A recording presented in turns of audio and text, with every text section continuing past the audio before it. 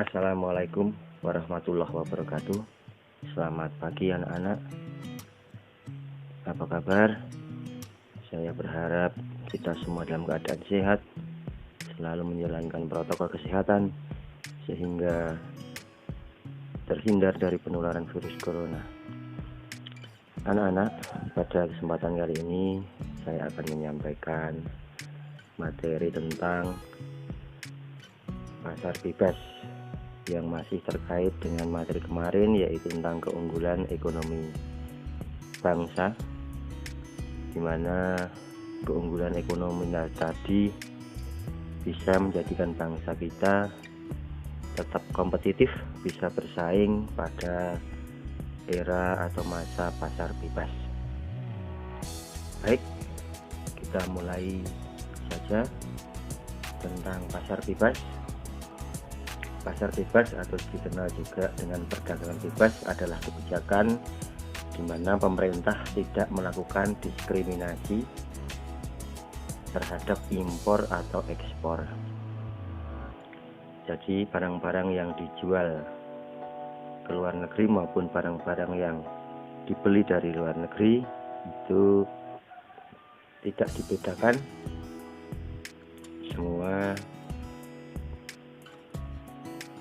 dikenakan aturan yang sama, dan hambatan-hambatan seperti bea masuk maupun bea keluar itu dihilangkan, sehingga perdagangan tidak terhambat. Kemudian kebijakan perdagangan bebas umumnya mempromosikan hal-hal berikut. 1. Perdagangan barang tanpa pajak, termasuk tarif atau hambatan perdagangan lainnya. Jadi baik ekspor maupun impor barang itu tanpa dikenakan pajak, termasuk tarif atau bea masuk atau bea keluar. Kemudian yang kedua, perdagangan jasa tanpa pajak atau hambatan perdagangan lain. Kemudian 3, akses ke pasar yang tidak diatur. Jadi mekanisme pasar tidak diatur di situ. Kemudian yang keempat, akses informasi pasar yang tidak diatur. Jadi semuanya bebas, bisa mengakses informasi dari pasar. Kemudian yang kelima adalah perdagangan jasa tanpa pajak atau hambatan perdagangan lainnya. Adapun beberapa macam organisasi ekonomi dalam rangka perdagangan bebas, diantaranya adalah sebagai berikut. Yang pertama adalah Masyarakat Ekonomi ASEAN atau MEA. Kemudian yang kedua adalah ASEAN Free Trade Area atau AFTA. Yang ketiga adalah Asia Pacific Economic Corporation atau APEC. Yang keempat adalah European Union atau Uni Eropa atau Masyarakat Ekonomi Eropa atau MEE. Kemudian yang kelima adalah World Trade Organization atau WTO. Kita bahas satu-satu. Yang pertama adalah Masyarakat Ekonomi ASEAN atau MEA. Diartikan sebagai bentuk integrasi atau penyatuan ekonomi ASEAN, yang artinya semua negara-negara yang berada di kawasan Asia Tenggara atau ASEAN menerapkan sistem perdagangan bebas mulai tahun 2015. Tujuannya apa? Tujuannya yaitu ingin menghilangkan secara signifikan hambatan-hambatan kegiatan ekonomi lintas kawasan tersebut. Dengan demikian, maka kegiatan ekonomi, khususnya perdagangan, bisa berjalan lancar. Tidak ada kebijakan proteksi dan melindungi produk barang dalam negeri atau memberikan pajak masuk yang besar bagi produk asing untuk produk-produk negara ASEAN yang lain. Hambatan-hambatan yang harus dihilangkan. Kemudian yang kedua adalah ASEAN Free Trade Area atau AFTA. Merupakan wujud dari kesepakatan dari negara-negara ASEAN untuk membentuk suatu kawasan bebas perdagangan dalam rangka meningkatkan daya saing ekonomi kawasan regional ASEAN dengan menjadikan ASEAN sebagai basis produksi dunia serta menciptakan pasar regional bagi 500 juta penduduknya Sehingga dengan jumlah penduduk yang banyak tadi, diharapkan dengan adanya NAFTA, perdagangan bebas ASEAN, itu bisa menciptakan pasar regional, menciptakan perdagangan baru, sehingga bisa memberikan keleluasaan lapangan pekerjaan bagi 500 juta penduduknya. Kemudian NAFTA dibentuk pada waktu konferensi tingkat tinggi atau KTT ASEAN keempat di Singapura tahun 1992. Kemudian tujuan NAFTA yaitu 1.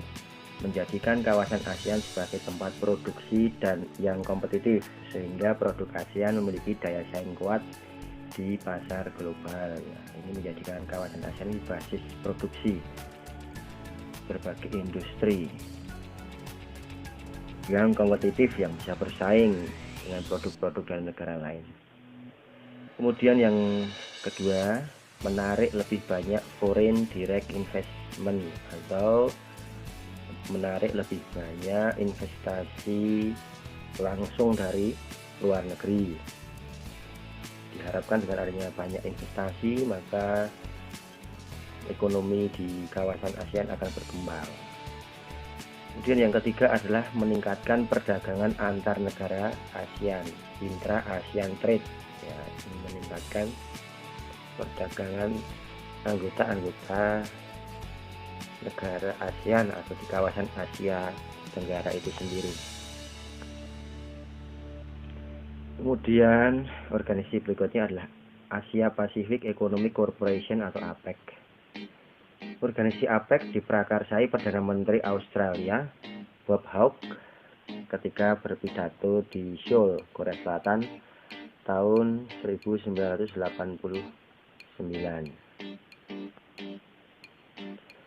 Tujuan pembentukan APEC yaitu 1. Untuk meningkatkan kesejahteraan dan pertumbuhan ekonomi di kawasan Asia Pasifik dan meningkatkan kerjasama ekonomi melalui peningkatan volume perdagangan dan investasi.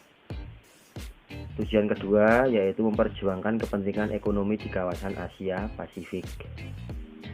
Yang ketiga, tempat usaha negara maju untuk membantu negara berkembang. Yang keempat, meningkatkan perdagangan dan investasi antar anggota. Yang kelima, menjalankan kebijakan ekonomi secara sehat dengan tingkat inflasi rendah. Yang keenam, mengurangi dan mengatasi sengketa ekonomi perdagangan. Kemudian organisasi yang berikutnya yaitu European Union atau Uni Eropa atau Masyarakat Ekonomi Eropa atau MEE. The Treaty on European Union atau Perjanjian Uni Eropa mulai dilaksanakan pada tanggal 1 Januari 1993. Kemudian mulai tahun 1999 masyarakat Eropa hanya mengenal satu mata uang yang disebut European Currency Unit ECU atau European Union atau EU atau Euro, ya. Mata uang adalah Euro. Dan berita terakhir, salah satu negara maju di Uni Eropa yaitu Inggris malah keluar dari Uni Eropa atau yang istilahnya dikenal dengan Brexit. Ya, ini saja mengejutkan bagi negara-negara anggota Uni Eropa lainnya. Kemudian tujuan masyarakat ekonomi Eropa yaitu 1. Integrasi Eropa dengan cara menjalin kerjasama ekonomi, memperbaiki taraf hidup dan memperluas lapangan kerja. Yang kedua, memajukan perdagangan dan menjamin adanya persaingan bebas serta keseimbangan perdagangan antar negara anggota. Yang ketiga, menghapuskan semua rintangan yang menghambat lajunya perdagangan internasional. Yang keempat, meluaskan hubungan dengan negara-negara lain anggota masyarakat ekonomi Eropa. Organisasi yang kelima yaitu World Trade Organization atau WTO. Organisasi Perdagangan Dunia ini merupakan satu-satunya badan internasional yang mengatur masalah perdagangan antar negara. Organisasi ini dibentuk tanggal 1 Januari 1995 untuk menggantikan GATT atau General Agreement on Traffic and Trade. Tujuan WTO: 1. Meningkatkan kesejahteraan negara-negara anggota melalui perdagangan bebas. Yang kedua, membantu produsen barang dan jasa serta eksportir dan importir dalam kegiatan perdagangan. Yang ketiga, mendorong lebih terbukanya perdagangan dunia. Yang keempat, menciptakan rangkaian aturan dan prinsip guna mengatur perdagangan internasional. Yang kelima, menyusun kewajiban anggotanya untuk menjamin berjalannya sistem internasional non-diskriminatif yang tidak mendiskriminasikan atau membeda-bedakan. Yang keenam, menyediakan forum untuk membicarakan isu-isu perdagangan internasional. Yang ketujuh, menyediakan mekanisme penyelesaian perdagangan internasional. Demikian tadi para siswa, sedikit penyampaian materi tentang perdagangan bebas. Untuk lebih dalamnya materi perdagangan bebas atau pasar bebas bisa kalian baca melalui berbagai sumber, baik itu dari buku Sekolah Elektronik IPS kelas 9 maupun dari modul atau dari internet.